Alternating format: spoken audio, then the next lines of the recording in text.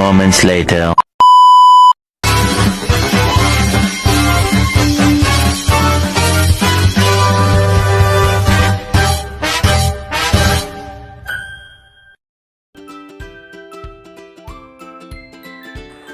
Fungsi write digunakan untuk mengambil beberapa huruf dari suatu data teks dari posisi sebelah kanan. Right. Habis itu ketik itu yang biru tuh, ketik teksnya kita ambil dari A2 di bawah kode karyawan.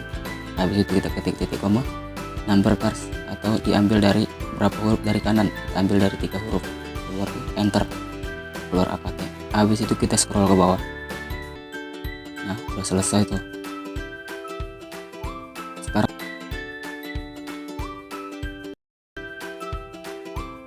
Fungsi live digunakan untuk mengambil beberapa huruf dari suatu data teks dari posisi sebelah kiri.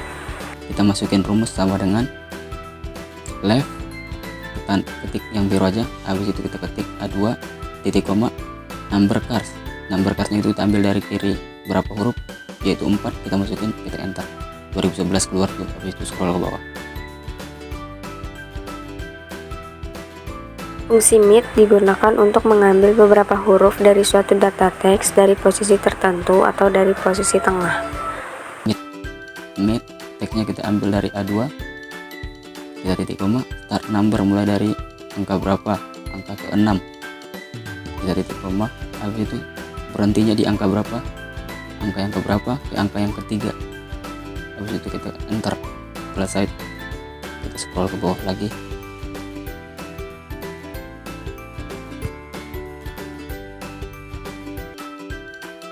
Ada rumus VLOOKUP. Rumus VLOOKUP ini adalah rumus Excel yang digunakan untuk mencari nilai tertentu dalam kolom atau sumber data lain menggunakan tabel yang berbentuk vertikal. Selanjutnya, menggunakan rumus VLOOKUP yang pertama, gaji pokok. Keterangannya diisi berdasarkan kode divisi dengan membaca sumber tabel gaji. Untuk tabel gaji ada di range A14 sampai D17. Rumusnya langsung kita masukkan saja, sama dengan VLOOKUP buka kurung sel B2 titik koma, tabel array yaitu dari A14 sampai D17, lalu kita kunci dengan menggunakan $.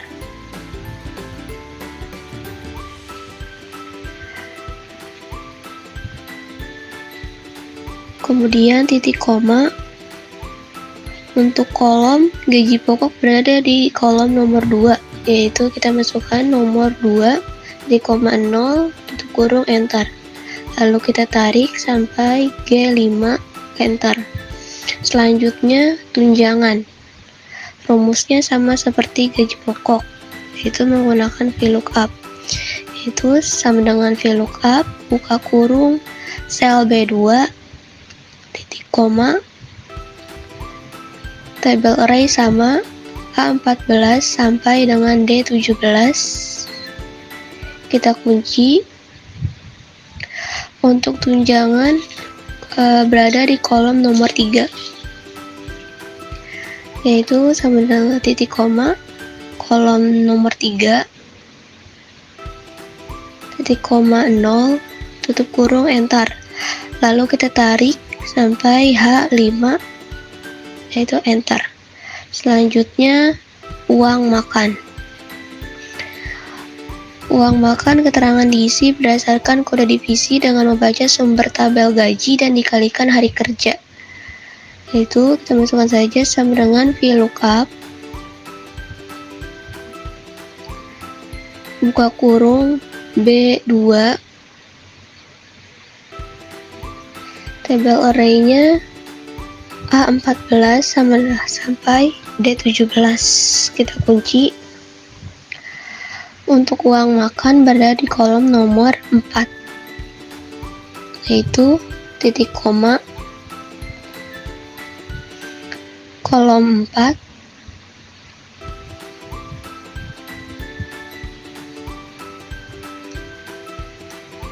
titik koma 0 tutup kurung, lalu dikalikan dengan hari kerja. yaitu sel F2. Enter, kita tarik ke bawah, enter. Kemudian total gaji kotor kita menggunakan sum, yaitu rumusnya sama dengan sum kita blok dari G2 sampai I2. Enter, kita tarik ke bawah sampai J5, kemudian enter. Lookup ini sama seperti rumus VLOOKUP, hanya saja rumus HLOOKUP ini kita mencari nilai di tabel yang berbentuk horizontal. Untuk mencari potongan jabatan, kita memerlukan rumus HLOOKUP. Nah, sama dengan HLOOKUP. Setelah itu, loop value-nya itu adalah divisi. Nah, divisinya yaitu B2. Setelah itu, tabel array-nya adalah bisa dilihat di tabel potongan jabatan. Nah, tabel array-nya bisa dipencet B9 sampai E10 di blok ya, B9 sampai E10. Setelah itu, jangan lupa di absolute. Nah, di absolute-nya menggunakan F4. Setelah di absolute, sekarang kita lihat row index-nya. Row index potongan jabatan ada di tabel keberapa? Ada di tabel kedua. Nah, setelah itu pencet 2 dan range lookup-nya adalah 0. Nah, jika sudah, jangan lupa dikali dengan J2 atau total gaji kotor. Setelah itu akan muncul hasil dari potongan jabatan. Setelah potongan jabatan yang pertama sudah, lalu jangan lupa ditarik ke bawah sampai K5. Lalu selanjutnya ada total gaji bersih diisi dengan mengurangi gaji kotor dengan potongan jabatan, sama dengan J2 total gaji kotor dikurang K2 potongan jabatan. Lalu di enter dan di drag sampai bawah. Pertama, ada rumus Excel if. Rumus Excel if ini kita gunakan untuk membuat perbandingan logis antara nilai dan perkiraan. Rumus Excel if akan menghasilkan sebuah nilai tertentu jika kondisi yang kita tentukan untuk dievaluasi terpenuhi atau true, dan akan menghasilkan nilai lainnya apabila uji logika atau kondisi itu tidak terpenuhi atau false. Jumlahkan yang termasuk UM dan tidak untuk UMR. Di sini kita lihat jumlah UM dan jumlah tidak UMR diisi dengan jumlah karyawan. Oke, untuk catatannya yaitu di sini jika gaji bersih lebih besar sama dengan 5 juta maka itu UMR. Jika tidak maka itu tidak UMR. Langsung saja sama dengan if buka kurung lalu gaji bersih kita klik lalu sama dengan 5 juta. Oke, 5 juta sama dengan titik koma atau koma, tanda petik UMR, petik 2 lagi, titik koma atau koma, tanda petik 2, tidak UMR, tanda petik 2,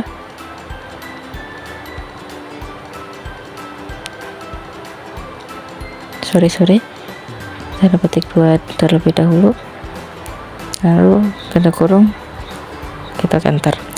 Nah, untuk mempercepat kita langsung scroll dari atas ke bawah. Lalu ada fungsi countif, adalah fungsi atau rumus yang digunakan untuk menghitung data yang ada dengan suatu kriteria, atau juga dapat menghitung sel yang ingin dihitung maupun data lain seperti nomor, teks, simbol, dan sebagainya. Di jumlah UMR dan jumlah tidak UMR, kita dapat menggunakan rumus countif.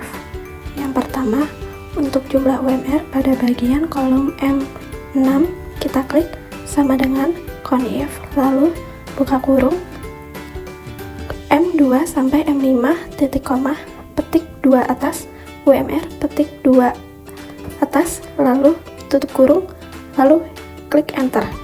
Dan untuk jumlah tidak UMR pada bagian kolom M7 kita klik sama dengan countif lalu buka kurung M2 sampai M5 titik koma petik 2 atas tidak UMR petik 2 atas tutup kurung lalu klik enter.